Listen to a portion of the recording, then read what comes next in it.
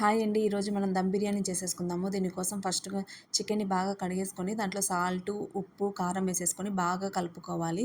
కొంచెం బాగా కలుపుకున్న తర్వాత చికెన్ మసాలా, గరం మసాలా, ధనియాల పొడి, అల్లం వెల్లుల్లి పేస్టు, పెరుగు కూడా వేసేసుకొని బాగా మసాజ్ చేసుకోవాలి. కొంచెం ఆయిల్ కూడా యాడ్ చేసేసుకుందాము. ఇవన్నీ బాగా మిక్స్ చేసేసుకొని ఫ్రిడ్జ్‌లో 1-2 అవర్స్ వరకు కొంచెం ఉంచినట్లయితే వాటికి ముక్కలకి మసాలా అనేది బాగా పడుతుందనమాట. సో, ఇలా ఇదైతే ప్రిపేర్ చేసుకొని పక్కన పెట్టేసుకోవాలి. తర్వాత పక్కన ఒక గిన్నెలో బియ్యం అనేది 1 అవర్ ముందే నానేసుకోవాలండి, బాస్మతి రైస్ అయినట్లయితే.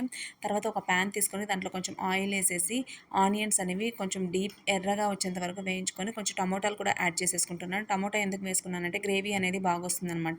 మనం ఆల్రెడీ మ్యాగ్నేట్ చేసుకున్న చికెన్ ఇప్పుడు ఇందులో వేసేసి ఇన్‌కేస్ ఏదైనా మనకి మసాలాలు తక్కువైనాయి అంటే ఏదైనా మసాలా కూడా ఇప్పుడు యాడ్ చేసేసుకోవచ్చు అనమాట. కొత్తిమీర, పుదీనా కూడా ఇందులో యాడ్ చేసేసానండి.